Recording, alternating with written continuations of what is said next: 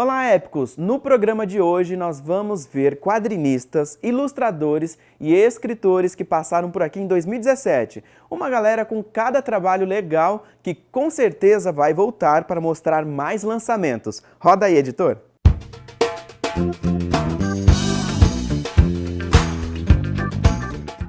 E agora o nosso bate-papo aqui no estúdio é com o Daniel que é o quadrinista do Projeto Fósforo. Daniel, fala pra gente como é que começou então essa ideia do Projeto Fósforo. O Fósforo foi um projeto, na verdade, de um evento que acontece todo em outubro, que ele chama Inktober, que você tem que fazer um desenho com a técnica Nankin, todos os dias e postar mostrando que você consegue fazer, né? Olha só que legal pro pessoal de casa entender, né?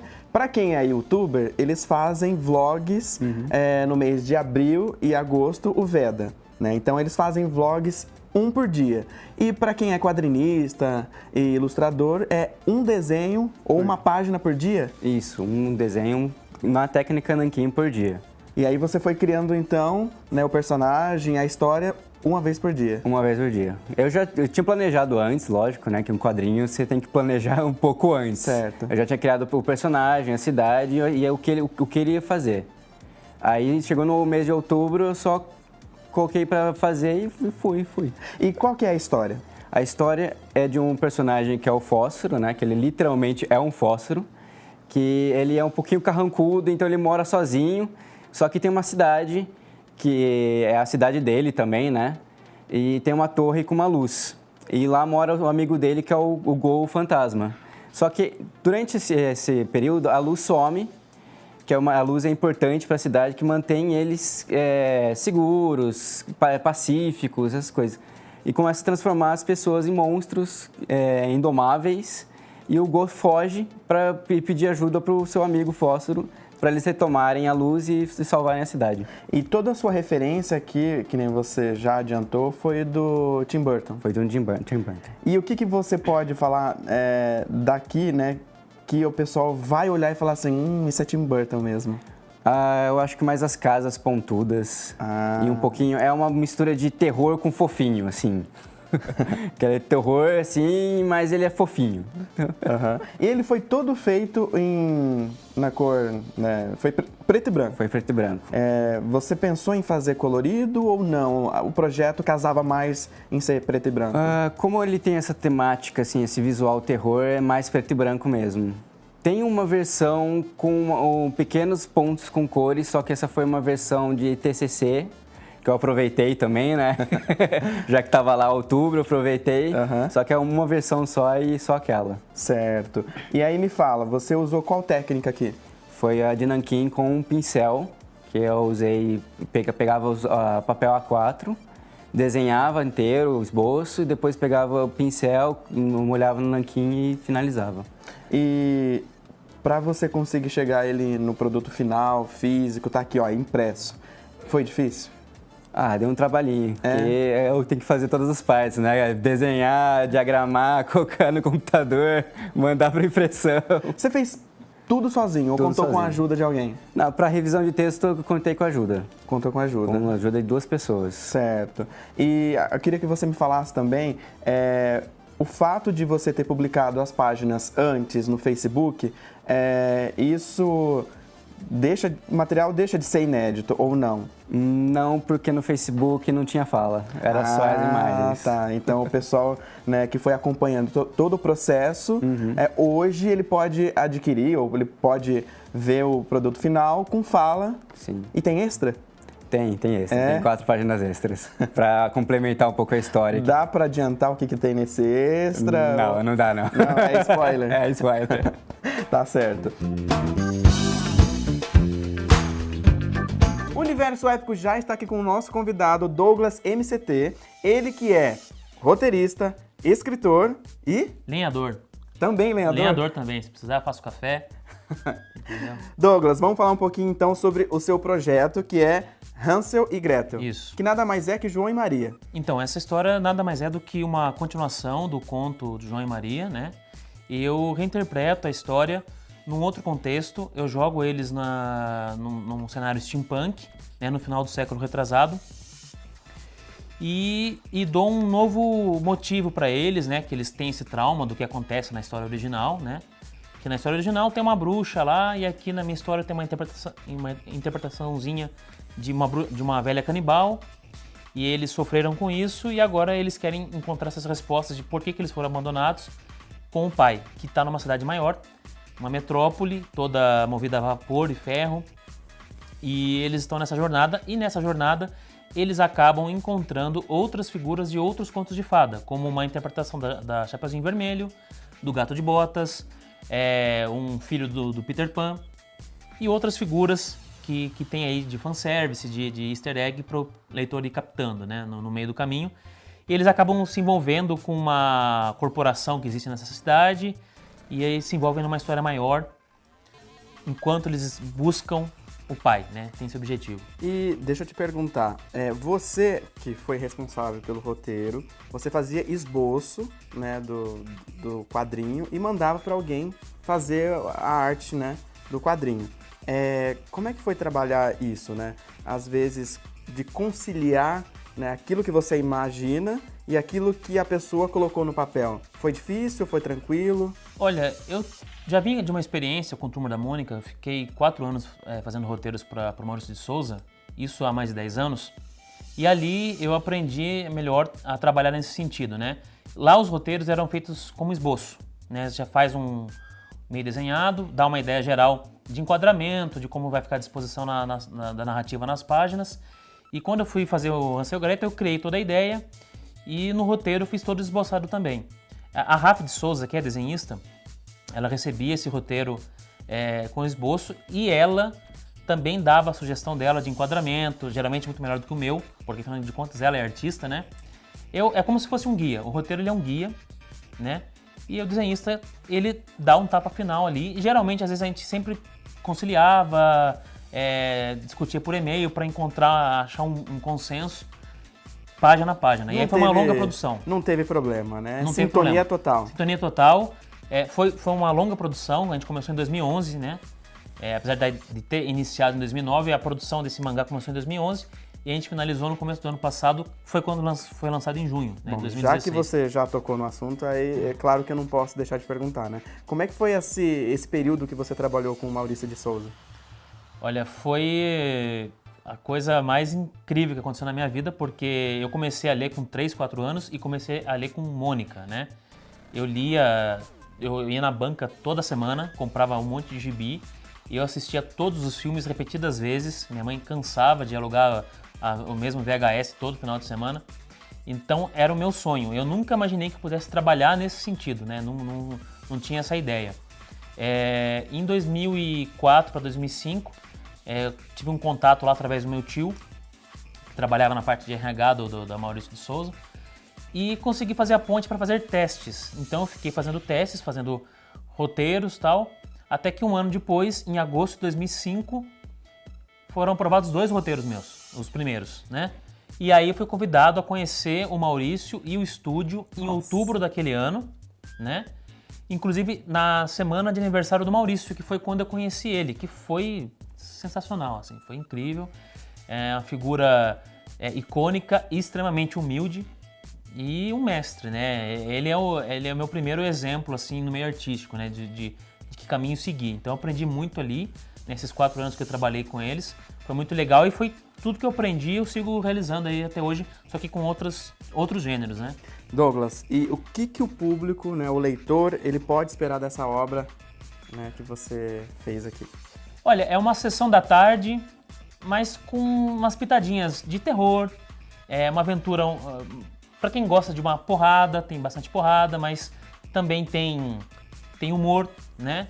Tem partes emocionantes e tem bastante mistério, né? Porque eu trouxe todos esses elementos através de alguns personagens e o feedback dos leitores tem sido bem legal, bem bacana, ainda mais porque teve todo esse tempo para a obra sair e ela foi conquistando fãs antes mesmo de ser lançada.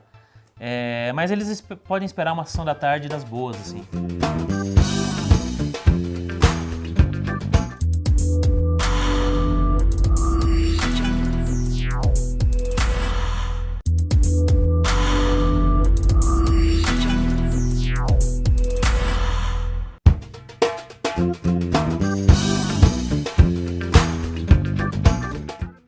Universo Épico conversa agora com o Nalon, ele que é professor universitário, engenheiro e nas horas vagas, ilustrador. Ilustrador. Sobra tempo para fazer ilustração? Não tanto quanto eu gostaria que sobrasse. Mas olha aqui, gente, eu tô com alguns trabalhos aqui, a gente vai colocar aqui no Chroma, mas o tempo que sobra dá para fazer coisa incrível, né? E qual é a técnica que você usa aqui? Eu gosto de variar bastante, né? Essa daí foi feita com aquarela, eu gosto de trabalhar com lápis de cor aquarelável, muitas vezes eu gosto de usar uma canetinha também, uma canetinha bem fininha que dá um traço bastante elegante. Mas assim, eu geralmente utilizo mesmo lápis e nanquim, né? Caneta de tinta nanquim. Nesse caso aqui, é uma bailarina. Isso daí é uma moça que está flutuando na água. Aham. Não consegui dar o jeitão da água não, mas eu achei que ficou legal. Mas é aquarela. Aquarela. Nossa, ficou assim sensacional. E você, pra quem gosta de ilustração, né? Gosta de desenhar, tem que saber desenhar? É alguma coisa de dom ou não? Eu acho técnica? Eu acho que para qualquer coisa dom não existe. Existe muito treinamento, né? Você precisa sentar, precisa treinar bastante, precisa estudar, precisa fazer aula, é uma boa, né? Precisa encontrar alguém que te ajude, gente que te critique, porque se todo mundo fala que está sempre bom, né? Você acaba achando que está realmente bom, aí não evolui, né? Tudo como tudo na vida, você tem que treinar, você tem que se dedicar. E no seu caso, ilustração, se você pegar a sua profissão, engenharia e ilustração, tem a ver ou não? Tem mais a ver do que as pessoas pensam. Tem mais a ver do que as pessoas pensam. Porque quando a gente fala engenharia, né, a gente imagina o quê? Conta. Isso, exato. Não, mas veja, o engenheiro ele tem que visualizar muita coisa, né? Não é à toa que a gente estuda muito para traçar coisa em gráfico, perspectiva e essas coisas. A gente tem que visualizar muita coisa. Então, você aprende a visualizar certas coisas lá, isso te ajuda quando você está ilustrando. E, obviamente, muito mais quando você está ilustrando, aprendendo a ilustrar, você aprende a visualizar as coisas melhor. Esse daqui é um feito... Com a canetinha que eu falei para você. Canetinha. A gente vai colocar no Chroma se não estiver dando para ver, mas é uma moça... E eu já percebi... É um anjo. Que você sempre usa imagens femininas, né? Isso. Por algum motivo, eu não sei te dizer exatamente porquê, mas é o que eu acabo gostando de desenhar. E você também faz fan art? Fan art também. Aqui. Game of Thrones. Khaleesi. Exatamente. Essa a mãe dos dragões. Imagem é clássica. Essa daí é uma técnica interessante, porque é no branco sobre o fundo preto, então a gente tem que desenhar a luz e não a sombra. Então, aqui, olha, onde está mostrando aí, né? O brilho nos olhos é o que você tem que desenhar e não a parte que fica escura. Aqui, só em algumas ilustrações que eu mostrei aqui para vocês, tem várias técnicas, né? Qual é a mais difícil? Pra mim, é aquarela. Aquarela. Aquarela. Os artistas, em geral, eles se dão muito bem com a aquarela, mas eu não sei. Eu tenho alguma coisa, porque é água, né? A água, quando você coloca no papel, ela vai pra tudo que é lugar. Não dá pra apagar. Não dá pra apagar. Errou? Errou, um dos problemas de ser engenheiro e ser ilustrador é que engenheiro não pode errar, né?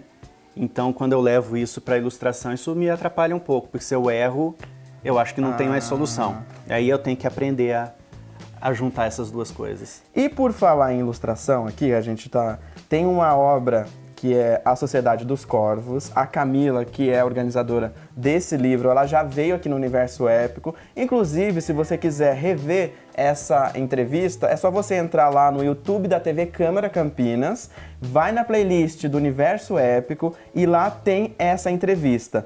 E o Nalon é um dos ilustradores, né, da Sociedade dos Corvos, né? Como é que chegou esse trabalho para você? A Camila foi minha aluna. Ela foi minha aluna. E a gente tinha, como professor e aluno, tinha um relacionamento muito bom, né? E depois eu vim a descobrir que ela gostava de escrever e ela descobriu que eu gostava de desenhar e apareceu uma oportunidade que um ilustrador que ia trabalhar com ela nesse livro, acho que não pôde. Aí ela falou assim, você quer? Eu falei assim, nunca tive essa experiência, vou experimentar. Resolvi fazer e deu certo.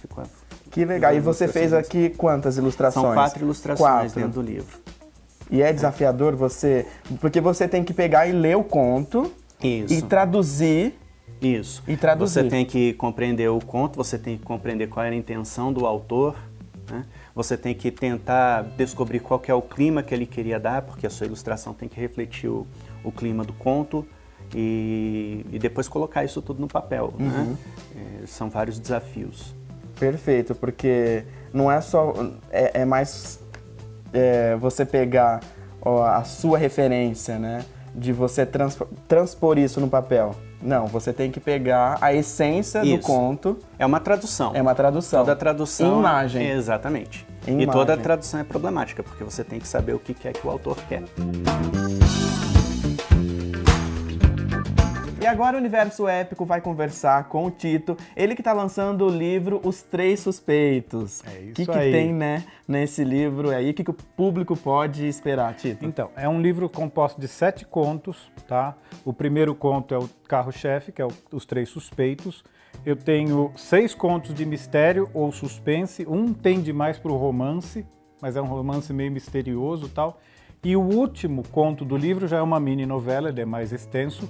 É o único conto de terror, que é O Demônio da Noite dos Cristais, baseado na Noite dos Cristais da Segunda Guerra Mundial. Agora, fala um pouquinho sobre, então, o carro-chefe, né? Os Três Suspeitos. Bom, isso daí é surpresa, eu acho que você não está sabendo. Os Três Suspeitos se passa em Campinas. Olha só que legal.